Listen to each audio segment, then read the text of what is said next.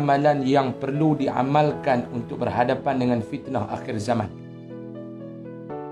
Ya tuan-tuan, fitnah akhir zaman ni bermacam-macam tuan-tuan.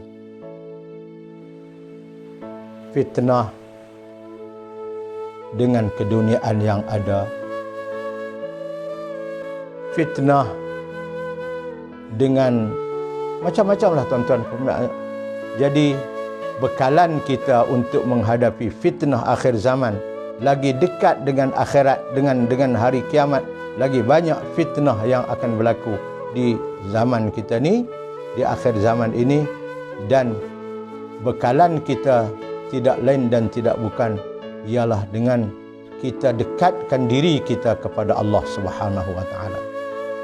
Kita dekatkan diri kita kepada Allah Subhanahu wa taala, insya-Allah kita akan selamat daripada fitnah dunia ini. Bagaimana cara nak mendekatkan diri kepada Allah? Caranya dengan banyak kita beribadat kepada Allah Subhanahu wa taala, tuan-tuan. Saya nak sebut tuan-tuan, kita beribadat pada Allah, contohnya kita nak semayang. Kita nak beribadat pada Allah, contohnya kita nak baca Quran. Kita nak beribadat pada Allah, contohnya kita nak berzikir. La ilaha illallah wahdahu la syarikalah. La ilaha illallah Allahumma la mani'a lima a'taita wa la mu'tiya lima mana'ta wa la radda lima qadaita la yanfa'u dzal jaddi minkal jadd. Ini di antara zikir-zikir yang boleh kita baca. Itu cara kita nak mendekatkan diri kepada Allah. Tuan-tuan, kalau kita nak menghadap orang besar di dunia ni, kita nak menghadap orang besar, tarikh dan masa akan ditetapkan oleh pihak yang berkenaan. Contoh, kita nak pergi menghadap orang besar, maka akan diberi contoh, diberi tarikh kat kita, pukul 10 pagi, dan masa kita boleh menghadap hanya setengah jam, 10:30 kena habis.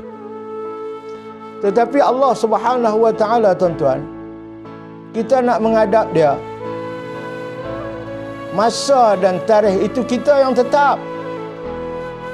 Kalau waktu malam, cuma adalah lepas subuh tak boleh semayang, kita boleh berzikir. Semayang je tak boleh, nak baca Quran boleh.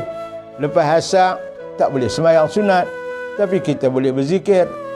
Kita nak menghadap Allah, kita nak beribadat pada Allah, kita yang tentu masa. Lama mana yang kita berasa, lama itulah. Allah tidak pernah menentukan masa kepada kita. Ini berbeza dengan kita nak jumpa dengan orang besar di dunia ni. Dia yang menentukan masa kat kita, dan dia yang menentukan lama mana kita boleh menghadap. Tetapi apabila kita nak menghadap Allah, kita sendiri terpulang kat kita lama mana. Sebab itu Nabi, dia semayang tahajud, dia semayang sampai 3-4 juzuk dia baca Al-Quran dalam sembahyang sunat dia. Sampai Huzaifah Ibnul Yaman, suatu hari dia pergi ikut di belakang Nabi.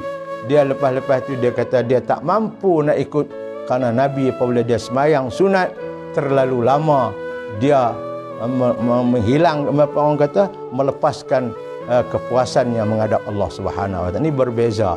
Kita nak jumpa orang besar di dunia, masa ditetapkan oleh pihak yang tertentu, tapi kita nak menghadap Allah, masa terpulang kepada kita.